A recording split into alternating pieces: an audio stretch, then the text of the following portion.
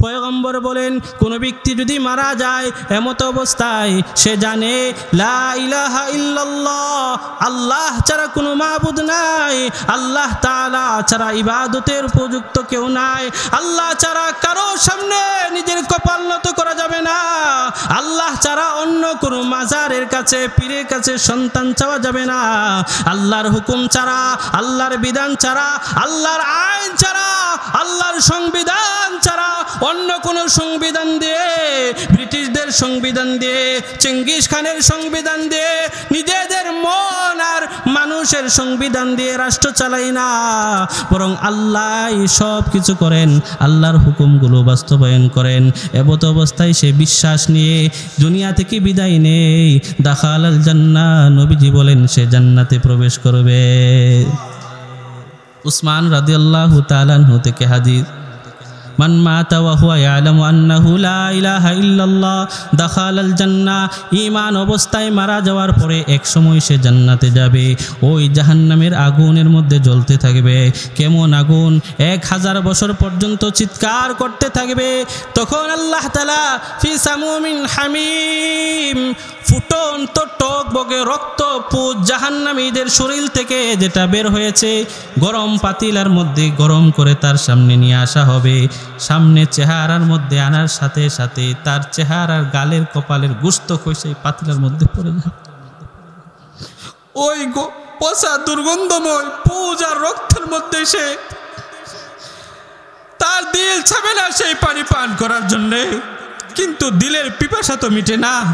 যদি মৃত্যুর সময় থাকতো সে মৃত্যুবরণ করত, কিন্তু মৃত্যুকে তো আল্লাহ তাআলা জবাই করে দিয়েছেন। ওই ব্যক্তির গালের গোশত কপালের গোশত খসে খসে সেই পাতিলের মধ্যে পড়ে যাবে। এরপরও সেই পানি সে পান করবে। পানি পান করার সাথে সাথে পেটের নাড়ি বুড়ি পিছনের রাস্তা দিয়ে বের। ওয়ান নাজমা ওয়াশ শাজারা ইয়াসজুদান বিমা ফাদ্দালা জামানান আলা জামান কামা ফাদ্দালা মাকানান আলা মাকান ওয়া আলা ইনসানান আলা ইনসান ونشهد أن لا إله إلا الله وحده لا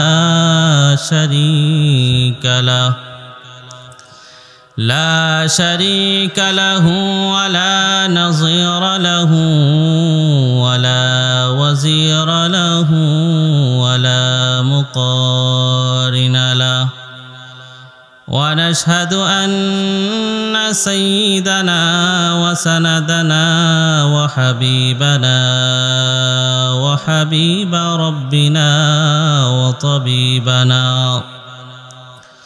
وطبيب قلوبنا ومولانا محمدا عبده ورسوله الذي أرسله الله تعالى بالحق بشيرا ونذيرا وداعيا إلى الله بإذنه وسراجا منيرا أما بعد فأعوذ بالله من الشيطان الرجيم بسم الله الرحمن الرحيم الذي خلق الموت والحياة ليبلوكم أيكم أحسن عملا وهو العزيز الغفور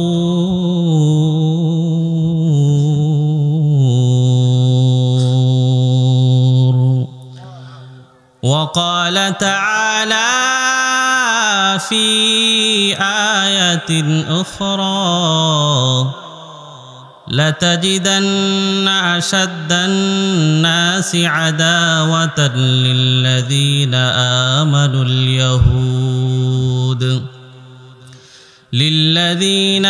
آمنوا اليهود والذين أشركوا.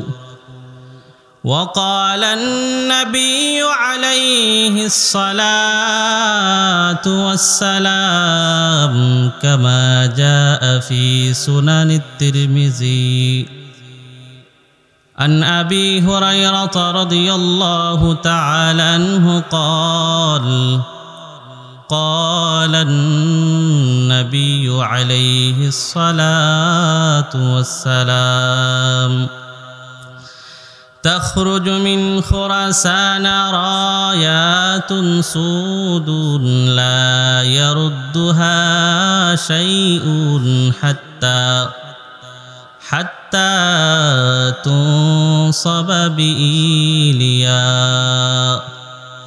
أو كما قال النبي عليه الصلاة والسلام. وقال تعالى في شان حبيبه ومحبوبه ومعشوقه يا أيها الذين آمنوا صلوا عليه وسلموا تسليما. সবাই দুরূদ ইব্রাহিমী পড়ি। اللهم صل على محمد وعلى آل محمد كما صليت على إبراهيم وعلى آل إبراهيم إنك حميد مجيد. اللهم بارك على محمد وعلى آل محمد كما باركت على إبراهيم وعلى آل إبراهيم إنك حميد مجيد. توحيدك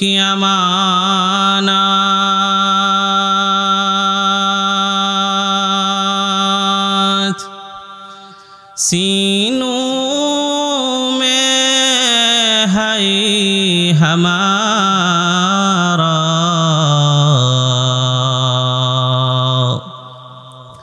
तौहीद की अमानत सीनों में है हमारा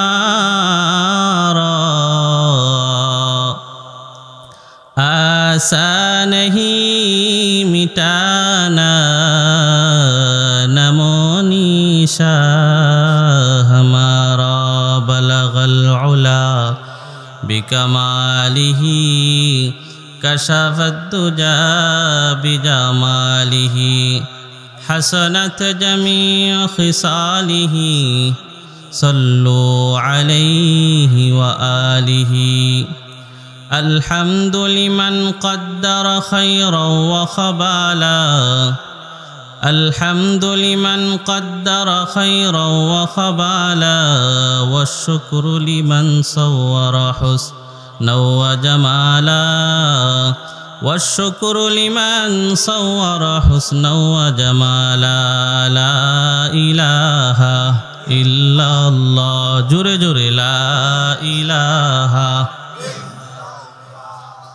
لا إله إلا الله لا إله لا إله إلا الله محمد رسول الله صلى الله عليه وسلم। চাঁদপুর পশ্চিমপাড়া বাইতুল মামুর জামি মসজিদের উদ্যোগে 22তম বার্ষিক তাফসিরুল কোরআন মাহফিলের সম্মানিত সভাপতি এবং বিশেষ করে প্রধান অতিথি, সারা বাংলাদেশের মধ্যে পরিচিত মুখ, প্রখ্যাত আলেমে দ্বীন শায়েখ মুফতি আব্দুল বাতেন কাসিমি সাহেব হজরত, অত্যন্ত হৃদয় নিংড়ানো, দিল থেকে সমুদুর কণ্ঠে মুসলিম উম্মাহার মাঝে দ্বীনের দাওয়াতি কার্যক্রম করে যাচ্ছেন। তারই পাশাপাশি প্রধান আকর্ষণ শায়েখ জসিমউদ্দিন সাহেব, শহীদ বাড়িয়ার কৃতি সন্তান। আরও আছেন হজরত মাওলানা মুফতি মুনির হুসাইন নূর সাহেব বিবাড়িয়া। এছাড়াও আমার সামনে উপবিষ্ট আমাদের শ্রদ্ধেয় সম্মানিত বৃদ্ধ বাবারা, যুবক ভাইয়েরা, আলেম উলামা ও পর্দার অন্তরের অন্তঃস্থল থেকে মহান আল্লাহ তাআলার দরবারে শুকরিয়া জ্ঞাপন করি, যেই মহান আল্লাহ তাবারক ওয়া তাআলা আমাদেরকে অত্র এই নুরানি বাগানের মধ্যে বসার, আসার এবং কিছু কথা বলা এবং আপনাদেরকে শ্রবণ করার তৌফিক দিয়েছেন কে? আরো জোরে বলেন কে? তাহলে শুকরিয়া হবে একমাত্র কার? তাহলে আল্লাহ তাআলার শুকরিয়া আদায় করার জন্যে বলিষ্ঠ কণ্ঠে বজ্র আওয়াজে আমরা শুকরিয়া জ্ঞাপন করি আলহামদুলিল্লাহ।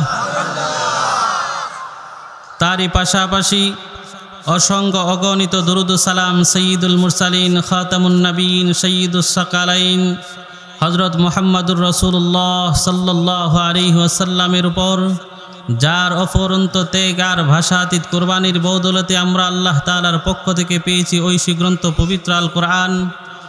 এই জন্য নবীজির উপর আমরা একবার দুরূদ পড়ি, সবাই পড়েন সাল্লাল্লাহু আলাইহি ওয়াসাল্লাম। এটা একটা দুরূদ। তাছাড়া হাদিসে আছে আল্লাহুম্মা সাল্লি ওয়া সাল্লিম, বলেন আল্লাহুম্মা সাল্লি ওয়া সাল্লিম আলা নবিয়িনা মুহাম্মদ। এইটা যদি কোনো ব্যক্তি সকাল সন্ধ্যা 10 বার পড়ে, নবীজি বলেন আমি তাকে সুপারিশ করে জান্নাতে নিয়ে যাব। অন্যত্র নবীজি বলেন মান সাল্লা আলাইয়া মুসলিমা ওয়াহিদাতান সাল্লাল্লাহু আলাইহি আশারা।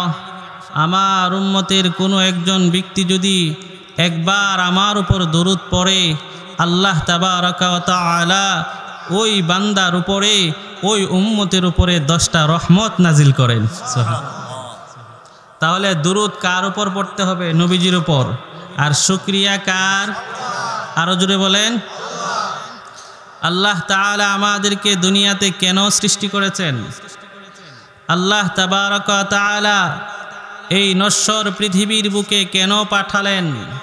আল্লাহ তাবারাকা ওয়া তাআলা আমাদেরকে কিভাবে সৃষ্টি করেছেন তার বিস্তারিত বর্ণনা কোরআন এবং হাদিসের মধ্যে পাই টু পাই বলা আছে।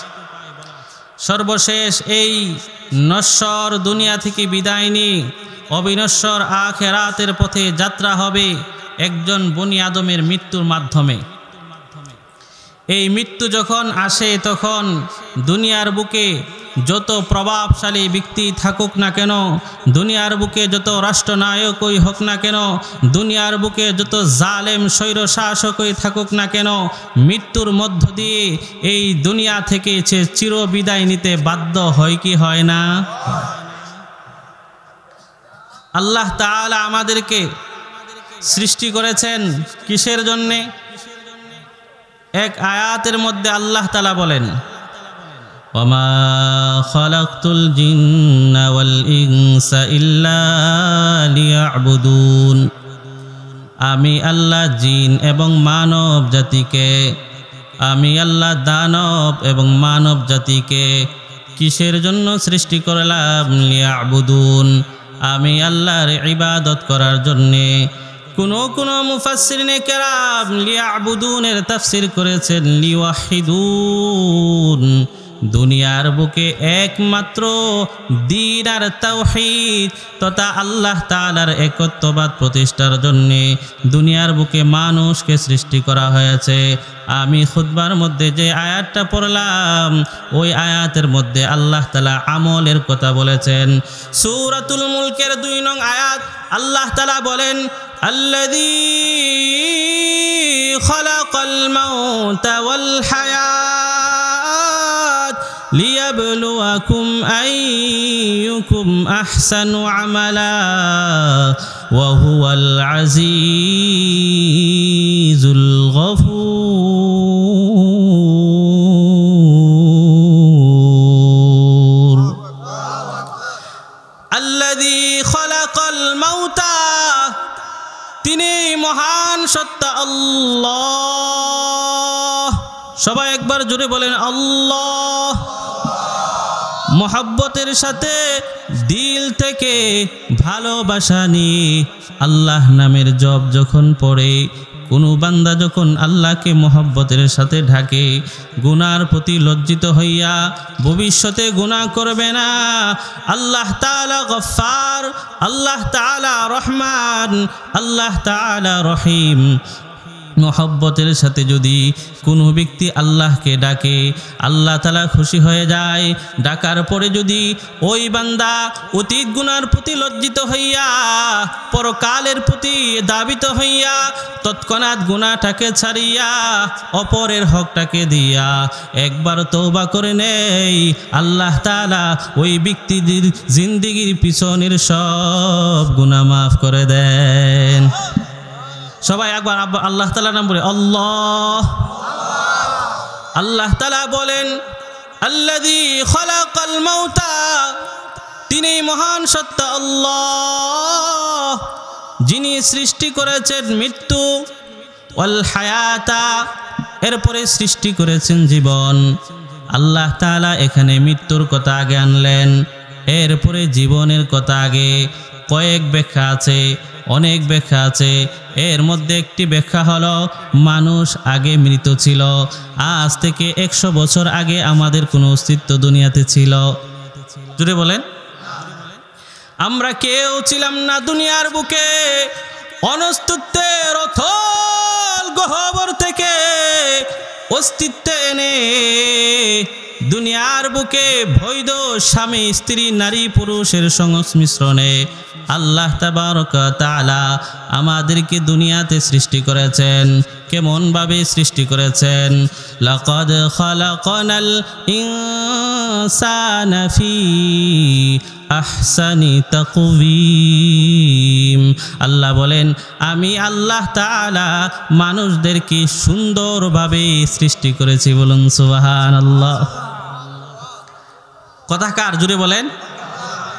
সুন্দরভাবে আল্লাহ তাআলা সৃষ্টি করেছেন, স্বয়ং আল্লাহ তাআলাই বলে দিচ্ছেন। তাহলে কি আল্লাহ তাআলা চান তার সুন্দর অবয়বে সৃষ্টি করা? আল্লাহ আমাদেরকে সৃষ্টি করেছেন, আমাদেরকে জাহান্নামে দিবেন? আল্লাহ মুসলমানদেরকে সৃষ্টি করছেন কে? ইহুদিদেরকেও সৃষ্টি করছেন কে? খ্রিস্টানদেরকেও সৃষ্টি করছেন কে? বৌদ্ধদেরকেও সৃষ্টি করছেন কে? হিন্দুদেরকেও সৃষ্টি করছেন কে? নাস্তিক মুরতাদ বেঈমান যারা রাসূলকে গালি দেয়, ইসলামের বিরুদ্ধে কথা বলে, এদেরকেও সৃষ্টি করছেন কে? আল্লাহ তাআলা সুন্দরভাবে সৃষ্টি করেছেন। সৃষ্টি করার পরে এই ঘোষণা দেওয়া যে আমি সুন্দরভাবে সৃষ্টি করলাম, কিন্তু এই মানুষ যদি যিনি মহব্বত করেন, ভালোবাসেন, ওই মহব্বতের তাকাজা যদি পালন না করা হয়, তাহলে তার প্রতি অনেক সময় বিদ্বেষ আসে কি আসে না? উদাহরণ দিলে বুঝবেন। মনে করেন আজকের এই সমাজ ব্যবস্থায় যে শিক্ষা ব্যবস্থা চালু আছে, হুজুর তো একটু আগে বললেন 2023 সনের শিক্ষা ব্যবস্থার মধ্য দিয়ে এই জাতির সন্তানদেরকে মেরুদণ্ডহীন করে দিয়ে ভারতীয় হিন্দুত্ববাদী এজেন্ডা বাস্তবায়ন করার লক্ষ্যে ৫ম থেকে ১০ম শ্রেণী পর্যন্ত বাংলা বই, সমাজ বইগুলোর মধ্যে যেই সমস্ত হিন্দুয়ানি সংস্কৃতি প্রবেশ করানো হয়েছে, আবু বকর রাদিয়াল্লাহু আনহুর জীবনী, নবীজির জীবনী, ওমরে ফারুক রাদিয়াল্লাহু আনহুর জীবনী, উসমান ইবনে আফফান রাদিয়াল্লাহু আনহুর জীবনীকে প্রত্যাখ্যান করে দিয়ে, মুসলিম কবিদের সাহিত্যপূর্ণ ইসলাম প্রিয় কবিতাকে প্রত্যাখ্যান করে দিয়ে হিন্দুদের মূর্তির প্রতি ভালোবাসা শিক্ষা দেওয়ার ফলশ্রুতিতে অবৈধ রিলেশনশিপে জড়িত হয়ে আজকে অবৈধ প্রেম প্রীতিতে ব্যস্ত আছে। ঠিক কিনা বলেন?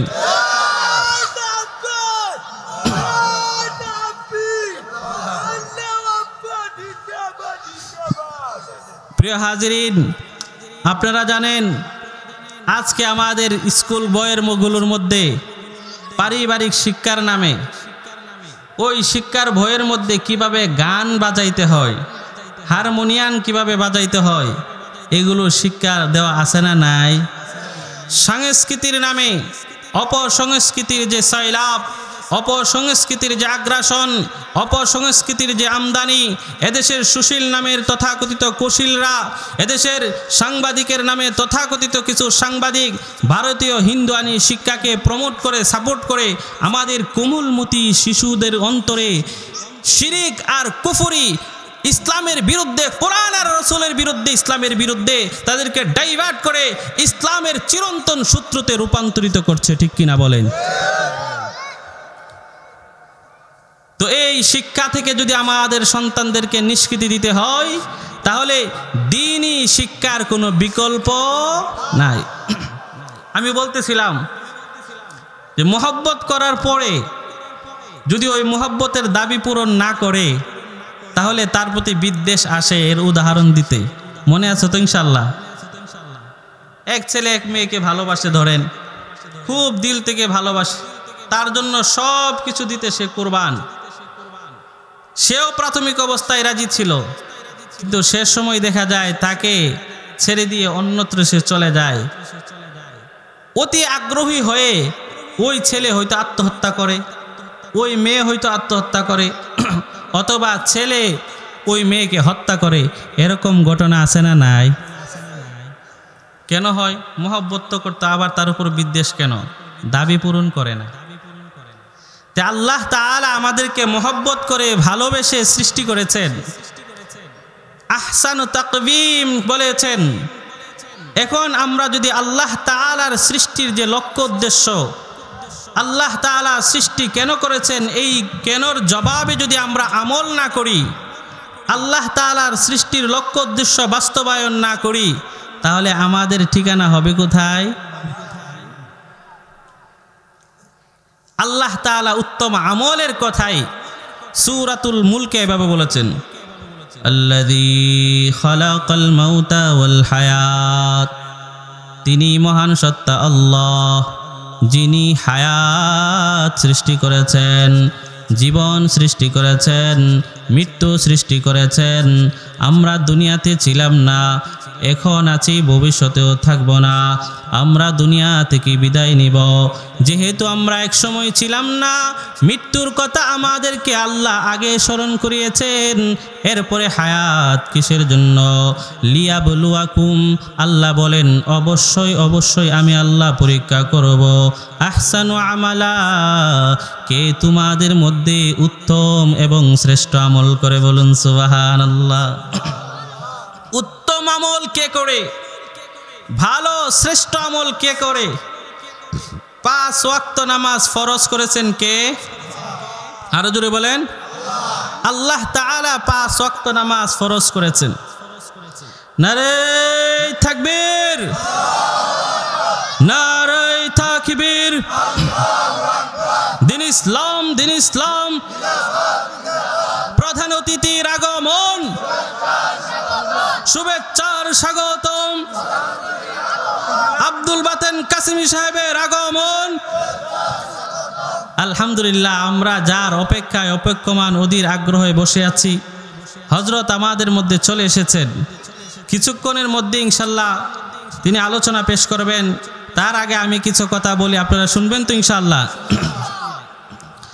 তো বলতেছিলাম, আল্লাহ তাআলা আমাদেরকে জন্ম থেকে মৃত্যু পর্যন্ত একটা হায়াত দিয়েছেন। এই হায়াতের লক্ষ্য উদ্দেশ্য হলো আহসানু আমালা, কে উত্তম আমল করে। 5 ওয়াক্ত নামাজ ফরজ করেছেন কে? এখন কোনো ব্যক্তি নামাজ পড়লো, নামাজ পড়ার সময় সে নিসফে সাক পোশাক পরলো না, একেবারে লম্বা জামা পরিধান করলো না, একটা প্যান্ট আর একটা গিঞ্জি পরে সে নামাজটা আদায় করছে, তার নামাজ হবে কি হবে না? হবে, অবশ্যই নামাজ হবে। যদি সে নামাজের ফরজ ওয়াজিবাতগুলো ঠিক রাখে, নামাজের বাহিরে এবং ভিতরের 13 ফরজটা যদি আদায় করে থাকে, নামাজ ভাঙার কারণ থেকে যদি সে মুক্ত থাকে, তাহলে তার নামাজ অবশ্যই হবে। আরেকজন ব্যক্তি সে নামাজ পড়লো এমনভাবে পাগড়ি পরে, নিচের সুন্নতি দাঁড়িয়ে আছে, পাঞ্জাবি পরে, খুব মনোযোগের সাথে আল্লাহ তাআলার প্রতি দিল আত্মাকে লাগিয়ে ভালোবাসা নিয়ে নামাজ পড়েছে, তার নামাজও হবে কি হবে না? উত্তম কার? যিনি পাঞ্জাবি, টুপি, দাড়ি ইত্যাদি সুন্নতি লেবাস, নামাজের সুন্নত, ওয়াজিব, ফরজ, মুস্তাহাবগুলো সকল বিষয়গুলো একত্রিত করে খুজুর সাথে নামাজ পড়েছে, অবশ্যই তার নামাজটা প্যান্ট শার্ট পরে নামাজওয়ালা ব্যক্তির চাইতে উত্তম এবং শ্রেষ্ঠ। তো আল্লাহ বলতেছেন আহসানু আমালা, আমি আমার বান্দার মধ্যে কোন বান্দা সবচাইতে শ্রেষ্ঠ আমলটা করে সেই জন্য সৃষ্টি করেছি। সুবহানাল্লাহ বলেন। কিন্তু এই আমল দুনিয়ার বুকে করা যায়, এই দুনিয়াতে ততক্ষণ পর্যন্ত আমল করা যায় যতক্ষণ আমার মৃত্যু না আসে। কিন্তু মৃত্যু যদি আসে তাহলে কি আর আমল করা যায়? মৃত্যুর পরে একজন মানুষের কবর জগৎ আলমে বরজখের মধ্যে যেতে হয়, যেটাকে কবর বলা হয়। ওই কবর জগতের পরে হুজুর আলোচনা করেছেন ইসরাফিল আলাইহিস সালামের সিঙ্গার ফুৎকারের মাধ্যমে আবার পৃথিবীকে ধ্বংস করে দিয়ে আখিরাতের সূচনা হবে, যেই সূচনা হবে যার কোনো শেষ নেই। নবীজি বলেন ইদা মাতাল ইনসান ইনকাতা আমালুহু ইল্লা মিন সালাস। আখিরি জামানার পয়গম্বর মুহাম্মদ আরবি সাল্লাল্লাহু আলাইহি ওয়াসাল্লাম বলেন ইদা মাতাল ইনসান, যখন বনি আদম মারা যায়, কোনো মানুষ মারা যায়, ইনকাতা আমালুহু, তার আমলের সব দরজা বন্ধ হয়ে যায়, ইল্লা মিন সালাস, তবে বান্দার তিনটা আমল দুনিয়াতে বাকি থাকে। ব্যক্তি দুনিয়া থেকে বিদায় নিয়ে আলমে বরজখের মধ্যে চলে গেছে, কিন্তু দুনিয়ার মধ্য থেকে ব্যক্তি আর নামাজ পড়তে পারবে না, রোজা রাখতে পারবে না, হজ করতে পারবে না, আওয়াবিন ইশরাক তাহাজ্জুদের নামাজ পড়তে পারবে না, কোরআন তেলাওয়াত করতে পারবে না, অন্যকে সালাম দিতে পারবে না। এক কথায় মৃত্যুর মধ্যের মাধ্যমে আল্লাহর পয়গম্বর বলেন ইনকাতা আমালুহু, তার আমলের সব কিছু বন্ধ হয়ে যায়, কোনো সওয়াব সে অর্জন করতে পারে না, ইল্লা মিন সালাস, তবে তিনটা আমল আছে। জোরে বলেন কয়টা? আরো জোরে বলেন কয়টা? ইল্লা মিন সালাস, তিনটি এমন আমলটা নফল, কিন্তু কোনো বনি আদম যদি দুনিয়ার বুকে করে যায় তার আমলের দরজা বন্ধ হয়ে যেতে পারে, নিজে আমল করতে পারে না, কিন্তু কবরে থেকেও তার আমল নামায় আল্লাহ তাআলা সওয়াব লিখে দেন। কয়টা আমল ভাই? শুনবেন তো ইনশাআল্লাহ। তিনটা আমলের কথা বলেই শেষ করে দিব। আমল কয়টা? এমন তিনটা আমল, যেই তিনটা আমল করা আপনার আমার পক্ষে একেবারে সহজ, একটু হিম্মত করলেই হয়, একটু চেষ্টা করলেই হয়। এই 2024 সনের শিক্ষাবর্ষ এনেওয়ালার জন্য জান্নাতের মধ্যে একটা বালাখানা তৈরি করে দেন। সাদাকাতিন জারিয়া। আপনাদের এলাকায় মাদ্রাসা হচ্ছে, ওই মাদ্রাসায় আমি রড সিমেন্ট দিলেন, মসজিদে দান সাদাকা করলেন, দেখা যায় অনেক সময় শীতকাল, বাথরুমে গেছেন, সাধারণত স্যান্ডেল খুব দুর্বল থাকে, দীর্ঘ লং টাইম পর্যন্ত ব্যবহার করার কারণে ময়লা জমে যায়। আপনি একটু দেখলেন যে এখানে মাত্র 60 টাকা 70 টাকা দিয়ে যদি একটা স্যান্ডেল, কেউ দেখে নাই, দুনিয়ার কেউ দেখে নাই, আপনি পুরাতনটাকে সরিয়ে দিয়ে নিয়তকে পরিশুদ্ধ করে যে মুসল্লিরা নামাজ পড়বে, আমি এই স্যান্ডেলটা নতুন একটা স্যান্ডেল দিয়া গেলেন। সুবহানাল্লাহ। আপনার এই আমলটা ক্ষুদ্রতম আমল হতে পারে, কিন্তু ইখলাসের সাথে আল্লাহর সন্তুষ্টির জন্য যদি করে থাকেন, এই আমলটাই আপনাকে জান্নাতে নিয়ে যাবে। বলেন সুবহানাল্লাহ। ক্ষুদ্র আমল, সাধারণত ওই আমলের ব্যাপারে আমরা অতটা কেয়ারফুল থাকি না, কিন্তু ওই আমলটা নগণ্য হলেও ইখলাসের কারণে আল্লাহ তাআলা এটাকে এত পরিমাণ বড় করেন, যার ফলে ওই একটা আমলই তার মুক্তির জন্য যথেষ্ট হয়ে যায়। সুবহানাল্লাহ বল। ইমাম আবু হানিফা, ইমাম বুখারী রহমতুল্লাহি আলাইহি, অনেকের নামে ঘটনাটা আছে। তবে ইমাম বুখারীর সূত্রে বর্ণিত, ইমাম বুখারীর ব্যাপারে, যে তিনি কিতাব লিখতেছিলেন, এমন সময় তিনি একটা ভাবতেছিলেন কি লিখবেন। তো কলমের নিবটা খোলা, তো একটা মাছি এসে এই কলমের মাথায় বসেছে। বসার পরে তিনি দেখলেন আল্লাহ তাআলার একটা মাখলুক আমার কাছে আসছে, আমার কলমের একটু পানি পান করছে। আমি চাই এই আল্লাহ তাআলার মাখলুকটা খুব পরিতৃপ্ত সহকারে এই কলমের কালিগুলো খাক। সুবহানাল্লাহ বলেন। এই আশা, এই তামান্না নিয়ে তিনি কলমটাকে ধরে রাখলেন, আর ওই মাছিটা পরিতৃপ্ত হয়ে পান করে চলে গেছে। পরবর্তীতে তিনি যখন দুনিয়া থেকে বিদায় নিলেন, আল্লাহ তাআলার এক ওলি স্বপ্নে দেখলেন যে হযরত, আপনার ব্যাপারে আল্লাহ তাআলা কি ফয়সালা করলেন? আমি তো অনেক আমল করেছি বটে, কিন্তু আল্লাহ তাআলার কাছে ওই যে আমি একটা মাছিকে আর তার মাখলুককে খুব দিল থেকে ভালোবাসা নিয়ে তার সন্তুষ্টির মতো তৃপ্তি সহকারে বসে পান করার সুযোগ দিয়েছি, ওই আমলটা আল্লাহ তাআলার কাছে এত পছন্দনীয় হয়েছে, ওই আমলের কারণে আল্লাহ তাআলা আমাকে জান্নাত দিয়ে দিয়েছে। এরকম ঘটনা আপনারা অনেকেই শুনে থাকবেন। এক বেশ্যা মহিলা একটা কুকুরকে পানি পান করানোর কারণে কোথায় যাবে? জান্নাতে। আমলটা ক্ষুদ্র, কিন্তু আল্লাহ তাআলার কাছে অনেক প্রিয়। ছোট্ট একটা আমল দিয়ে যাই, সবাই করবেন তো ইনশাআল্লাহ, যেহেতু প্রসঙ্গক্রমে আসছে। কোনো ব্যক্তি যদি 100 বার সকাল সন্ধ্যায় সুবহানাল্লাহি ওয়া বিহামদিহি বলেন, সুবহানাল্লাহি ওয়া বিহামদিহি, এইটুকু আমল, সুবহানাল্লাহি ওয়া বিহামদিহি। আমাদের হযরত আব্দুল বাতেন কাসিমি সাহেবের বয়ান শুনবেন, মুস্তাকুন নবী হাফিজাহুল্লাহর বয়ান শুনবেন। হযরত খুব আমল দেন। আনিসুর রহমান আশরাফি সাহেব হুজুর আমলের কথা বলেন। শায়েখদের কথা এখন ইউটিউব চার্জ দিলেই পাওয়া যায়। তো আমলের যে বিষয়টা, এটা আমাদের চালু রাখা দরকার। আল্লাহ তাআলাও বলতেছেন কিন্তু আহসানু আমালা, কে উত্তম আমল করে সেই পরীক্ষা করবেন। তো কোনো ব্যক্তি যদি সকাল সন্ধ্যা 100 বার সুবহানাল্লাহি ওয়া বিহামদিহি পড়ে, আল্লাহ তাআলা সমুদ্রের ফেনা পরিমাণও যদি গুনাহ হয়, আল্লাহ তাআলা তার সেই গুনাহ ক্ষমা করে দিবেন।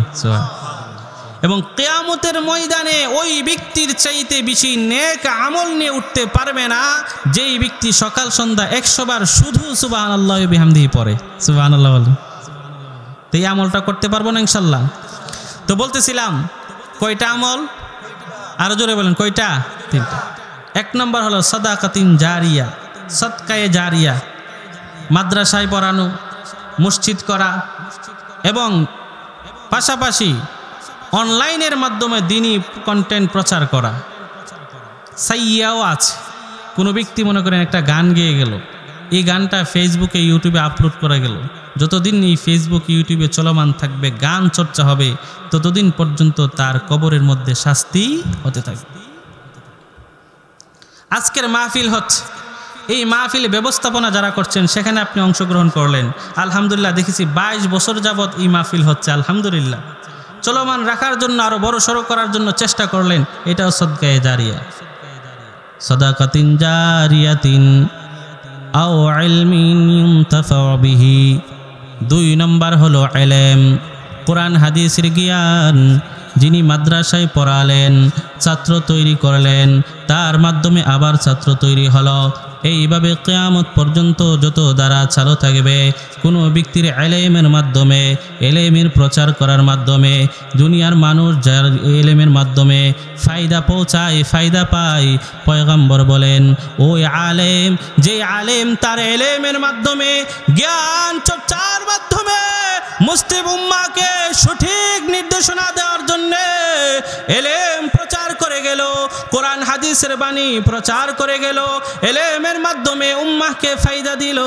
পয়গম্বর বলেন, ওই আলেম দুনিয়া থেকে বিদায় নিতে পারে, আল্লাহ তাআলা তার আমলটাকে চালু রাখবেন এমনভাবে তার নেকের পাল্লার মধ্যে, নেকের খাতার মধ্যে আল্লাহ তাবারক ওয়া তাআলা ওই ইলমের কারণে নেকি লিখতে থাকবেন। বলুন সুবহানাল্লাহ। ইলমের মাধ্যমে ইনতাফাউ বিহি, যার মাধ্যমে অন্যরা ফায়দা পায়। 3 নম্বর আও ওয়ালাদিন সালিহিন ইয়াদউ লাহু, নেক সন্তান। বলেন কি সন্তান? নেক সন্তান যদি তৈরি হয় তাহলে এই সন্তান যতদিন পর্যন্ত দুনিয়াতে থাকবে ততদিন পর্যন্ত আপনার কবরে গিয়ে আপনার জন্য মাগফিরাতের দোয়া করবে কি করবে না? নেক সন্তান কোথায় তৈরি হয়? আরো জোরে বলেন। আজকে কোনো হাফেজে কোরআন আলেমে দ্বীনের মা বাপ বৃদ্ধাশ্রমে যায় না। আজকে দেখা যায় ঢাকা ভার্সিটির প্রফেসর একজন সন্তান থাকে আমেরিকায়, আরেকজন থাকে কানাডায়, মেয়েরা সেটেল হয়ে গেছে ইউরোপ আমেরিকায়, কিন্তু বাবা শেষ বয়সে কোথায় থাকবে? তখন মা বাপকে বৃদ্ধাশ্রমে দিয়ে আরেকজনের মাধ্যমে খেদমত নেওয়ায় এটা কোনো মাদ্রাসাই তৈরি হয় না। ঠিক কিনা বলেন? ইলমুন ইউনতাফাউ বিহি, এলেমের মাধ্যমে উম্মাহকে ফায়দা দেওয়া, সন্তান নেক সন্তানের মাধ্যমে জাতির কল্যাণ পৌঁছানো, উম্মতের কল্যাণ পৌঁছানো। একমাত্র নেক সন্তান, নেককার সন্তান কওমি মাদ্রাসা তৈরি হয়, দ্বীনি মাদারিসগুলোতে তৈরি হয়। এই দ্বীনি মাদারিসগুলো যতদিন টিকে থাকবে ততদিন এলেম আর নেক সন্তান তৈরি হবে। ঠিক কিনা বলেন? এখন আপনার আমার সিদ্ধান্ত নেওয়ার সময় এসে গেছে। হুজুরে বললেন আজকে কলেজ স্কুলে কি শিখায়? পেক পেক হাঁসের ডাক, সাইকেল চলাই শিখাই কি শিখাই না? শিখাচ্ছে।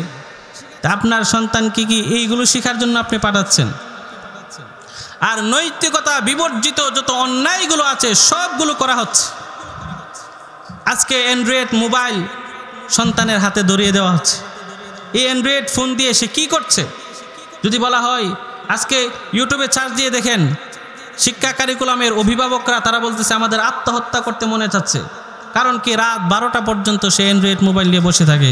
তাকে যদি জিজ্ঞেস করি বাবা তুমি কি করো? আমি পড়ালেখা করি। কি পড়ালেখা? গ্রুপ স্টাডি করি। কি করে গ্রুপ স্টাডি? বুঝেন তো? মানে স্কুলে নাকি বলে দেয় 4-5 জন মিলে তারা একসাথে গ্রুপ করে কাজ করবে, কিন্তু যখন গুনাহের আসবাব হাতে থাকে সে গুনাহে জড়াবে না, এর নিশ্চয়তা দিল কে? আমার উস্তাদ মুফতি আজহারুল ইসলাম সাহেব তিনি বলতেন মোবাইল এর মূল উৎপত্তি হলো ওয়াইল। ওয়াইল শব্দের অর্থ হলো ধ্বংস আর হলো জাহান্নাম। একটা মোবাইল কোনো ব্যক্তিকে জাহান্নামে নিয়ে যাওয়ার জন্য যথেষ্ট হয়ে যায়। আজকে সেখানে অ্যাভেলেবেল, আর মাদ্রাসাগুলোতে অনেক কড়াকড়ি। জামিয়াত ইব্রাহিম সাইনবোর্ড মাদ্রাসায় আমরা পড়ালেখা করেছি। মোবাইল যদি থাকতো, কোনো ছাত্রের কাছে মোবাইল ধরা পড়েছে তাহলে নাম কেটে বিদায়, তাকে আর ভর্তির দ্বিতীয় কোনো সুযোগ নাই। আজকে আমাদের সন্তানদেরকে, কোমলমতি শিশুদেরকে ধ্বংস করে দিচ্ছে এই মোবাইল। আল্লাহ তাআলা আমাদেরকে মোবাইলের ফিতনা থেকে বাঁচার তৌফিক দান করে, বলুন আমিন। বলতেছিলাম আমল কয়টা? আর জোরে বলেন কয়টা? যে 3টা আমল আমাকে আপনাকে দুনিয়া থেকে বিদায় নেওয়ার পরেও আমল চালু থাকতে পারে, এরকম আমল কয়টি? 1 নম্বর কি? সাদাকাতিন জারিয়া। 2 নম্বর আও ইলমিন ইউনতাফা বিহি, কোরআন হাদিসের জ্ঞান। 3 নম্বর আও ওয়ালাদিন সালিহিন ইয়াদউ লাহু, নেক সন্তান। কি সন্তান? তাহলে আমরা নিয়ত করতে পারি না ইনশাআল্লাহ? আপনারা নিজেরাও ইলম অর্জন করার নিয়ত করেন। কারণ হলো আজকে আলহামদুলিল্লাহ কওমি মাদ্রাসার উলামায়ে কেরাম যেই সমস্ত মসজিদগুলোতে আছেন ওনারা চায় আমার মুসল্লিরা ইলম শিখুক, কোরআন শিখুক। আমি যেখানে থাকি আলহামদুলিল্লাহ সেখানে একটা 900 রাত্রিকালীন মাদ্রাসা হয়েছে। সেখান থেকে 3 জন নাহভি মীরের ব্যাফাক পরীক্ষা দিবেন আলহামদুলিল্লাহ। এবং সেখানের বিভিন্ন কোম্পানির অফিসাররা, আশেপাশের লোকেরা প্রায় ভর্তি হয়ে গেছে 30 থেকে 35 জন। নিয়মিত আসে মিনিমাম 10 থেকে 15 জন, আস্তে আস্তে বাড়তেছে। তো এই যে ইলম অর্জন করতেছে, এই ইলম অর্জন কি শুধু শিশুকাল থেকে না বড় হয়েও করা যায়? আমি আপনাদেরকে একটা জিজ্ঞেস করি, সাহাবায়ে কেরাম কি শিশুকালে জন্ম হওয়ার পরেই মুসলমান হয়েছে না বড় হওয়ার পরে? আবু বকর রাদিয়াল্লাহু আনহুর বয়স নবীজির চাইতে বেশি ছিল। নবীজির চাইতে আরো আগে অনেক সাহাবী ছিল, সালমান ফারসি রাদিয়াল্লাহু তাআলা আনহু। তো বড় বড় কিবারে বড় বড় সাহাবায়ে কেরাম তারা যে কোরআন হাদিসের জ্ঞানী হয়েছেন কখন? শিশুকালে না প্রাপ্তবয়স্ক হওয়ার পরে? মুসলমান হওয়ার পরে, বড় হওয়ার পরে নবীজির সুহবতে থেকে ইলম অর্জন করছেন। তাহলে ইলমের যত ফাজাইল আছে, নবীজি বলেন মান খারাজা ফি তালাবিল ইলমি ফাহুয়া ফি সাবিলিল্লাহ, কোন ব্যক্তি যদি ইলম অর্জন করার জন্য বের হয় সে আল্লাহর রাস্তায় আছে। সুবহানাল্লাহ বলেন। সাহহারাল্লাহু তারিকান ইলাল জান্নাহ। অন্য হাদিসে আছে কোনো ব্যক্তি যদি ইলম অর্জন করার জন্য বের হয়, আল্লাহ তাআলা তার জান্নাতের রাস্তাকে সহজ করে দেন। সুবহানাল্লাহ। হাত্তাল হিতানি ফিল মা, গর্তের পিপিলিকা থেকে শুরু করে সমুদ্রের মৎস্য পর্যন্ত একজন তালিবুল ইলম যে কোনো বয়সের হোক, ছোটকালে হোক, প্রাপ্তবয়স্ক হোক, বৃদ্ধ বয়স হোক, তার জন্য গর্তের পিপিলিকা আর সমুদ্রের মাছ পর্যন্ত দোয়া করতে থাকে। সুবহানাল্লাহ। তে আমল কয়টা ভাই? আল্লাহ তাআলা আমাদেরকে এই 3টা আমল করার তৌফিক দান করে, বলুন আমিন। এই 3টা আমল আপনি কবরে যাবেন, যাওয়ার পরেও আপনার আমল নামায় সওয়াব লিখতে থাকবে। আজকে তো আমাদের মনে করি ইলম অর্জন করার দরকার নাই, কবরের ফিকির করার দরকার নাই, অথচ আজ থেকে 20 বছর আগে, 30 বছর আগে আমার বাবা মা দাদা দাদি দুনিয়া থেকে বিদায় নিল, তাদেরকে আমি আপনি কয়জনে স্মরণ করি? আপনার পর দাদা যারা ছিল আজকে স্মরণ হয় তাদের কথা? স্মরণ হয় না। তা আমি যদি মারা যাই 100 বছর পরে আমাকে কে স্মরণ করবে? এই জন্য পরকাল আখিরাত নিয়ে ফিকির করা দরকার। উসমান ইবনে আফফান রাদিয়াল্লাহু তাআলা আনহু তিনি যখন কবরের পাশ দিয়ে যেতেন উজুর যারাই কাঁদতেন। উসমান রাদিয়াল্লাহু তাআলা আনহুকে বলা হয় জিন্নুরাইন, 2 নূরের অধিকারী। 2 নূর বলতে নবীজির 2 কন্যাকে তিনি বিবাহ করেছিলেন, রুকাইয়া এবং উম্মে কুলসুম। একজন ইন্তেকালের পরে আরেকজনের নবীজি বলছেন, উসমান আমার যদি আরো কোনো মেয়ে জীবিত থাকতো তাহলে আমি তোমার কাছে বিয়ে দিতাম। সুবহানাল্লাহ। উসমান ইবনে আফফান রাদিয়াল্লাহু তাআলা আনহু ইসলামের 3য় খলিফা, দীর্ঘ 13 বছরের পিসি পর্যন্ত ইসলামী রাষ্ট্র পরিচালনা করেছেন।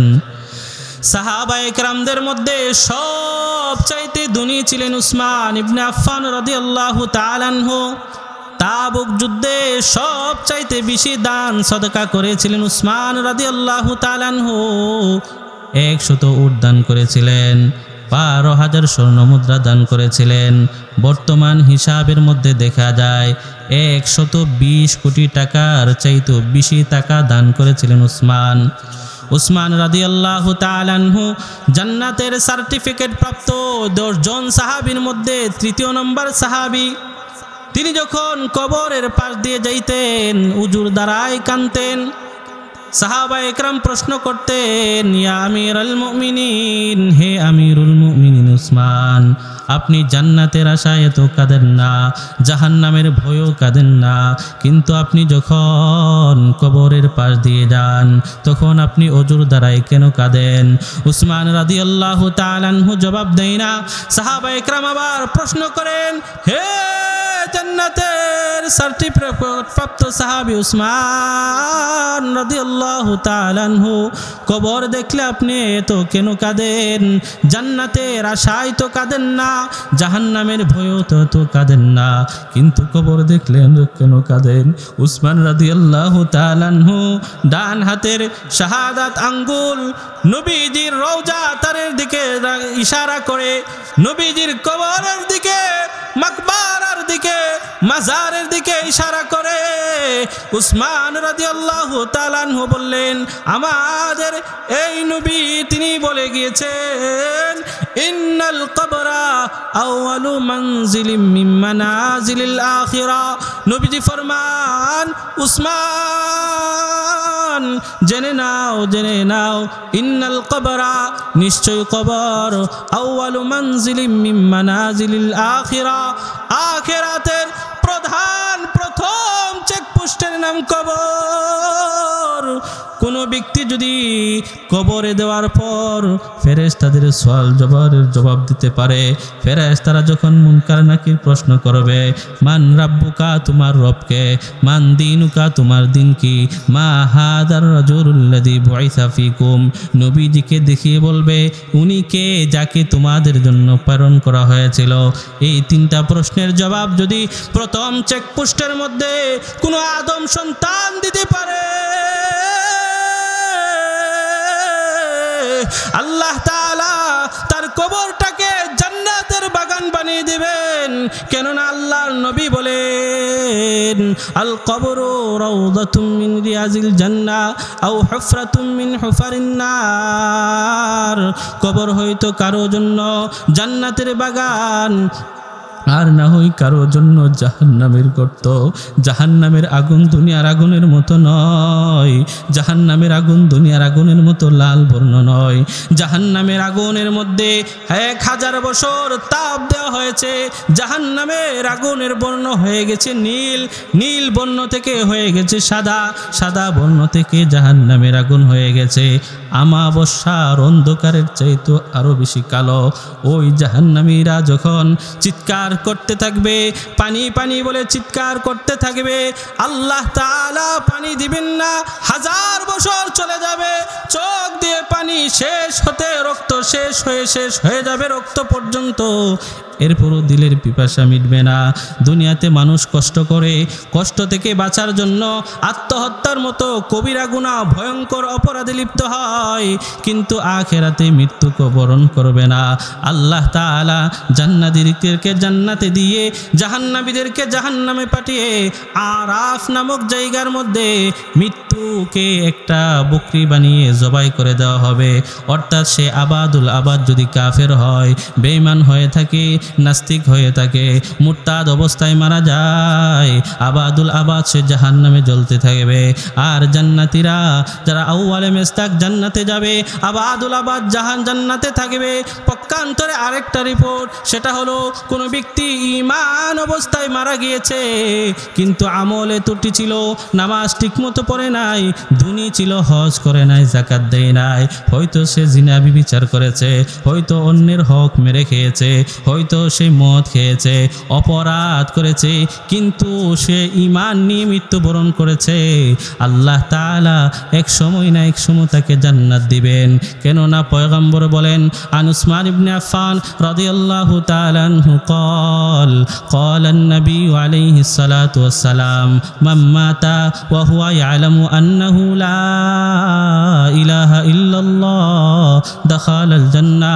উসমান রাদিয়াল্লাহু তাআলা আনহু থেকে বর্ণিত, পয়গম্বর বলেন, কোন ব্যক্তি যদি মারা যায় এমত অবস্থায় সে জানে লা ইলাহা ইল্লাল্লাহ, আল্লাহ ছাড়া কোনো মাবুদ নাই, আল্লাহ তাআলা ছাড়া ইবাদতের উপযুক্ত কেউ নাই, আল্লাহ ছাড়া কারো সামনে নিজের কপাল নত করা যাবে না, আল্লাহ ছাড়া অন্য কোনো মাজারের কাছে, পীরের কাছে সন্তান চাওয়া যাবে না, আল্লাহর হুকুম ছাড়া, আল্লাহর বিধান ছাড়া, আল্লাহর আইন ছাড়া, আল্লাহর সংবিধান ছাড়া অন্য কোনো সংবিধান দিয়ে, ব্রিটিশদের সংবিধান দিয়ে, চেঙ্গিস খানের সংবিধান দিয়ে, নিজেদের মন আর মানুষের সংবিধান দিয়ে রাষ্ট্র চালাই না, বরং আল্লাহ সব কিছু করেন, আল্লাহর হুকুমগুলো বাস্তবায়ন করেন। এমত অবস্থায় সে বিশ্বাস নিয়ে দুনিয়া থেকে বিদায় নেই, দাখালাল জান্নাহ, নবীজি বলেন সে জান্নাতে প্রবেশ করবে। উসমান রাদিয়াল্লাহু তাআলা আনহু থেকে হাদিস, মান মাতা ওয়া হুয়া ইয়ালামু আন্নাহু লা ইলাহা ইল্লাল্লাহ দাখালাল জান্নাহ, ঈমান অবস্থায় মারা যাওয়ার পরে এক সময় সে জান্নাতে যাবে। ওই জাহান্নামের আগুনের মধ্যে জ্বলতে থাকবে। কেমন আগুন? 1000 বছর পর্যন্ত চিৎকার করতে থাকবে। তখন আল্লাহ তাআলা ফি সামুমিন হামিম, ফুটন্ত টকবগে রক্ত পুজ জাহান্নামীদের শরীর থেকে যেটা বের হয়েছে, গরম পাতিলার মধ্যে গরম করে তার সামনে নিয়ে আসা হবে।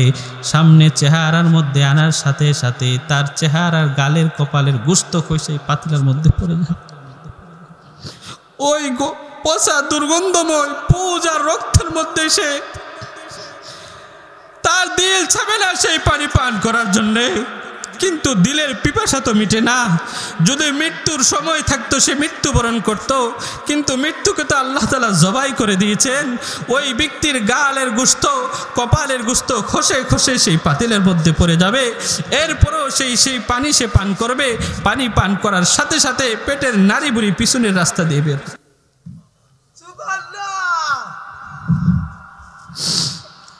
জাহান্নাম থেকে বাঁচতে চাইতো ইনশাআল্লাহ। উসমান রাদিয়াল্লাহু আনহু বলেন, ইন্নাল কবরা আউয়ালু মানজিলিন মিন মানাজিলিল আখিরাহ, এই কবরওয়ালা তথা নবীজি বলেছেন কবর হলো আখিরাতের প্রথম ঘাঁটি। এই ঘাঁটিতে তো কোনো ব্যক্তি যদি জবাব দিতে পারে তাহলে তার ঠিকানা কোথায়? জান্নাত। মেরে ভাই ও দুস্থ বুজুর্গ, ইসলামের জন্য, দ্বীনের জন্য আপনাকে আমাকে কুরবানি পেশ করা ছাড়া অন্য কোনো বিকল্প পথ নাই। আমি একটা হাদিস পড়েছিলাম তিরমিজি শরীফের কিতাবুল ফিতানের একেবারে শেষ হাদিস। সেই হাদিসের মধ্যে একটি ভবিষ্যৎবাণী করা হয়েছে। তার আগে মুসলিম উম্মাহার মধ্যে যে দুর্গতি আজকে ফিলিস্তিনে মুসলমানদের উপর বুম্বিং হচ্ছে, কাশ্মীরে মুসলমানরা নির্যাতিত, আরাকানে মুসলমানরা নির্যাতিত, সিরিয়াতে মুসলমানরা নির্যাতিত, চীনের উইগুরের জিংজিং প্রদেশের মধ্যে মুসলমানরা নির্যাতিত, এর একমাত্র কারণ নবীজি বলে গিয়েছিলেন, এর অন্যতম একটা কারণ হলো মৃত্যুর ভয়। ঠিক কিনা বলেন? আল মাউতু তুহফাতুল মুমিন, নবীজি বলেন মৃত্যু হলো মুমিনের জন্য তুহফা স্বরূপ। এটা কোন মৃত্যু? আত্মহত্যা না, শাহাদাতের মৃত্যু। আল্লাহ রসুল সাল্লাল্লাহু আলাইহি ওয়াসাল্লাম মুসনাদে আহমদ এবং আবু দাউদ শরীফের মধ্যে বলে গিয়েছিলেন, আজকের যে বৈশ্বিক এই পরিস্থিতি, গাজার মুসলমানদের দিকে তাকান, ইসরায়েল যেভাবে বুম্বিং করছে, দুধের শিশু, গর্ভবতী মায়ের পেটের শিশু পর্যন্ত, এক ব্যক্তি দেখালেন হাত নাই পা নেই, একেবারে তার পুরাটা শরীর ঝাঁঝরা হয়ে গিয়েছে, কোনো অস্তিত্ব নেই, এমন একজন মানুষের চিত্র দেখা গেছে। কেন আজকে মুসলমানদের উপর এত নির্যাতন? আজকে 250 কোটি মুসলমান, প্রায় 200 কোটি মুসলমানের রয়েছিল 400 কোটি হাত। আজকে মুসলিমরা যদি একবার ইসরায়েল নামক জারত রাষ্ট্রের উপর থুতু নিক্ষেপ করত, তাহলে ইসরায়েল নামক রাষ্ট্রটা মধ্যপ্রাচ্য থেকে আটলান্টিক মহাসাগর আর ভূমধ্য মহাসাগরে ভেসে যেত। ঠিক কিনা বলেন? আজকে মুসলিমরা ঘুমিয়ে পড়েছে বিদায় ফলশ্রুতিতে মুসলিমরা নির্যাতিত, নিপীড়িত, লাঞ্ছিত আর বঞ্চিত হচ্ছে। ঠিক কিনা বলেন? সর্বশেষ বলতে চাই, আজকে যদি মুসলমানরা খালিদ বিন ওয়ালিদের মতো, মুসা বিন নুসাইরের মতো, উসমান ইবনে আফফান রাদিয়াল্লাহু আনহুর মতো, আফগানিস্তানের তালেবানদের মতো, ফিলিস্তিনের হারাকাতে হামাসের মতো যুদ্ধের ময়দানে ঝাঁপিয়ে পড়তো, পৃথিবীর সকল ইহুদি খ্রিস্টানরা মুসলমানদের পদচুম্বন করতো। বলেন ঠিক কিনা? কিন্তু আজকে মুসলিমরা সেই পথ ছেড়ে দিয়েছে। সর্বশেষ একটা হাদিস বলে শেষ করে দিয়ে যায়। নবীজি বলেন, ইউশিকুল উমামু আন তাদা আলাইকুম কামা তাদা আল আকালাতু ইলা কাসাতিহা। নবীজি বলেন, গোটা দুনিয়ার সব মানুষ তোমাদেরকে হত্যা করার জন্য ঐক্যবদ্ধ হবে। যেমনভাবে খাবারের দস্তরখান বিছিয়ে আমরা একে অপরকে ডাকি, আরবরা এক জায়গায় বসে চতুর্দিক দিয়ে খানা খায়, তখন কালা কাইলুন মিন কিল্লাতিন ইয়াউমাইদিন ইয়া রাসূলুল্লাহ, সেদিন কি আমাদের সংখ্যা কম হবে? আজকে আমরা অল্প সংখ্যক সাহাবী, মাত্র 313 জন বদর যুদ্ধে 1000 কাফেরের উপর বিজয় অর্জন করেছি। বদর, উহুদ, খন্দক বিভিন্ন যুদ্ধে ইসলামের জন্য কুরবানি পেশ করেছি। সে সময় কি সাহাবায়ে কেরামদের সংখ্যা, মুসলমানদের সংখ্যা এতই কম হয়ে যাবে? ক্বালা রাসূলুল্লাহ সাল্লাল্লাহু আলাইহি ওয়াসাল্লাম বাল আনতুম ইয়াউমাইদিন কাসীর, বরং ওই সময় তোমাদের সংখ্যা হবে বেশি, কিন্তু ওয়ালাকিন্নাকুম গুসাউন কা গুসাইস সাইল, তোমাদের অবস্থা হবে সমুদ্রের খড়কুটা নেই, পানিতে যেমন খড়কুটা স্রোতে ভাসিয়ে নিয়ে যায়, মুসলমানরা সেভাবে ভেসে আসবে। আরাকানের মুসলমানরা বাংলাদেশে ভেসে আসতে ওই নবীজির হাদিসের মতো আজকে ফিলিস্তিনের মুসলমানরা জর্দানে যাচ্ছে, ফিলিস্তিন থেকে তারা মিশরে যাচ্ছে, গুসাউন কা গুসাই সাইলের মতো হয়ে যাচ্ছে। সাহাবায়ে কেরাম হয়রান পেরেশান হয়ে গেলেন, এটা কিসের জন্য? নবীজি বলেন, লায়ান জিয়ান্না ফি সুদুরকুমুল আদুবিল মাহাবাতা মিনকুম। নবীজি বলেন, কাফেরদের অন্তর থেকে তোমাদের প্রতি যে একটা ভয় ছিল, ওই ভয় চলে যাবে, এবং ওয়ালাইন জিকান্না ফি কুলুবিকুমুল ওয়াহনা, আর তোমাদের অন্তরের মধ্যে ওহান ঢেলে দেওয়া হবে। মাল ওয়াহনু ইয়া রাসূলুল্লাহ, ওহান কি জিনিস? ক্বালা হুব্বুদ দুনিয়া ওয়া কারাহিয়াতুল মাউত, দুনিয়ার মহব্বত আর মৃত্যুর ভয়। মুসনাদে আহমদের রায়াত, হুব্বুদ দুনিয়া ওয়া কারাহিয়াতুল কিতাল, দুনিয়ার মহব্বত এবং কিতাল ফি সাবিলিল্লাহ, জিহাদ ফি সাবিলিল্লাহ। আফগানিস্তানের তালেবানের মতো, ফিলিস্তিনের হারাকাতে হামাসের মতো, এবং গোটা দুনিয়ার মিশর, আলজেরিয়া, তিউনিসিয়া এবং সোমালিয়ার আল শাবাব সহ সাহাবায়ে কেরামদের আদর্শে আদর্শিত হয়ে মুসলিমরা যতদিন পর্যন্ত কিতাল ফি সাবিলিল্লাহ না করবে, জিহাদ না করবে, ততদিন পর্যন্ত মুসলিমরা লাঞ্ছিত আর অপমানিত হবে। ঠিক কিনা বলেন? আল্লাহ তাআলা আমাদেরকে নবীজির ঐতিহাসিক বাণী আল আকসা মসজিদ আবার বিজয়ী হবে সেই কিতালের মাধ্যমে। ওই হাদিসটা বলেই শেষ করে যায়। আবু হুরায়রা রাদিয়াল্লাহু আনহু থেকে বর্ণিত, নবীজি বলেন, তাখরুজু মিন খুরাসানা রায়াতুন সুদুন লা ইয়ারুদ্দুহা শাইউন হাত্তা তুনসাবা বিইলিয়া। খুরাসান তথা আফগানিস্তানের এলাকা থেকে একটা কালো পতাকা বাহিনী বের হবে। লা ইয়ারুদ্দুহা শাইউন, কোনো শাই তাদেরকে ধ্বংস করতে পারবে না। হযরত উলামায়ে কেরাম বসে আছেন। নহর একটা কায়দা হলো, নাকেরা যখন তাহতান নফি, অর্থাৎ নফির পরে নাকের আসে, উমুমের ফায়দা দেয়। শাইউন নাকেরা, লার পরে আসছে নাহির পরে, অর্থাৎ দুনিয়ার পারমাণবিক বোমা, হাইড্রোজেন বোমা, দুনিয়ার Narendra Modi, Netanyahu, Joe Biden, Putin সহ সারা দুনিয়ার সকল সমরাস্ত্র যদি তাদের উপর বোম্বিং করা হয়, নবীজি বলেন লা ইয়ারুদ্দুহা শাইউন, তাদেরকে কেউ ধ্বংস করতে পারবে না। হাত্তা তুনসাবা বিইলিয়া, শেষ পর্যন্ত আল আকসাকে উদ্ধার করে ফিলিস্তিন বিজয় করে এলিয়া নামক ফিলিস্তিনের সেই অঞ্চলে কালিমার পতাকা উড্ডীন করবে। বলেন আল্লাহু আকবার। প্রিয় হাজিরিন, আজকে সেই সময় চলে আসছে। আপনাদেরকে প্রতিজ্ঞা করতে হবে, 3টা আমল চালু রেখে আবার গজওয়াতুল হিন্দ হবে, হিন্দুস্তানের কালিমার পতাকা উঠবে, আবার ইমাম মাহদি আসবেন, ঈসা আলাইহিস সালাম আসবেন, দুনিয়ার পুরাটা কোরআন এবং হাদিসের শাসন অনুযায়ী চলবে। আল্লাহ তাআলা আমাদেরকে সেই কাফেলায় অন্তর্ভুক্ত হওয়ার তৌফিক দান করুক। বলুন আমিন। সুবহানাকাল্লাহুম্মা ওয়া বিহামদিকা আশহাদু আল্লা ইলাহা ইল্লা আনতা, নারে তাকবীর।